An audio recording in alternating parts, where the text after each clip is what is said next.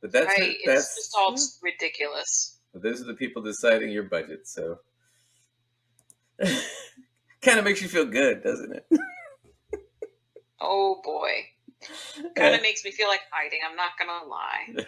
Right.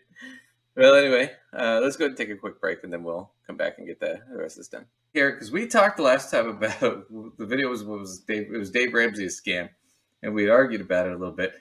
And Charlie Munger actually kind of makes the point, I think, really well here. I caught this clip of him, and All right, so let's stop. For those at home mm-hmm. who don't know who Charlie Munger is, in a nutshell, Charlie Munger is I will say in the simplest way possible. Everybody knows who Warren Buffett is. A lot of people don't necessarily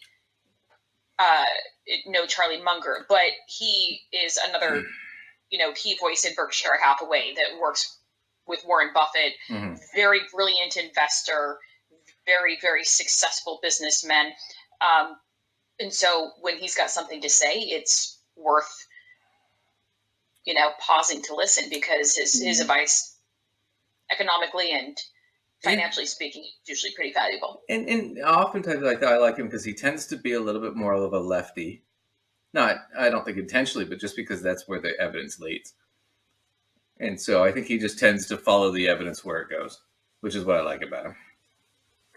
It's the kind of guy I trust, is the kind of guy who just, this is where the evidence leads. Right? So He's going to make an analysis here about people offering you financial stuff online or on books or whatever, promising to make you rich or whatever it is, which we got into last time about Dave Ramsey's crew promising to make people rich. But he's going to do this, and I think this is really good. So here he is. Trading. And then there are people on the TV, another wonderful place. And they say, I have this book that will teach you how to make 300% a year.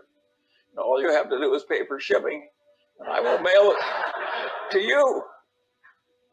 How likely is it that a person who had suddenly found a way to make 300% a year would be trying to sell books on the internet to you? Yeah, it's ridiculous. And yet, I've described modern commerce. And the people who do this all day think they're useful citizens. The advertising agents that invent the lingo. So in insurance, they say, the two people who shifted from Geico to the Glotz Insurance Company saved $400 each. What they don't tell you is there are only two such people in the whole United States, and they were both nuts. But they mislead you on purpose. And I get tired of it. And I don't think it's right that we deliberately mislead people as much as we do. Let me tell you another story that I think is an interesting one about the modern life. But this goes back to a different time. And this man has this wonderful horse. And it's just a marvelous horse. It's got an easy gait, and good looking and everything. It just works wonderfully. But also occasionally just gets so he's dangerous and vicious and causes enormous damage and trouble and breaks arms and legs for his rider and so on. And he goes to the vet and say, what can I do about this horse? The vet says, that's a very easy problem and I'm glad to help you. Says, what should I do? And the man says, the next time your horse is behaving well, sell it.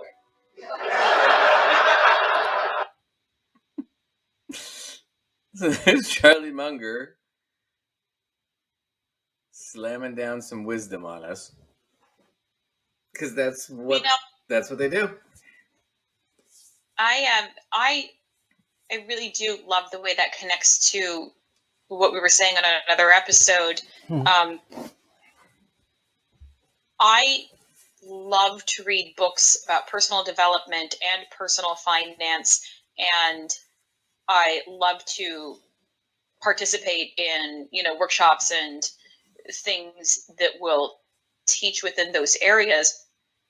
But, the point that somebody is going to try to tell you about what result you can get from these varying things is, that's problematic.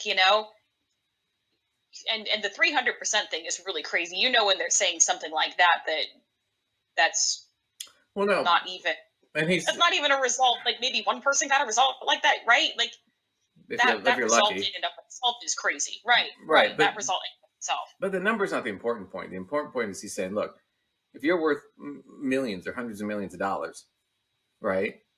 Because you're just that good of a finance person or an investor or whatever, then you don't need to be selling books or financial programs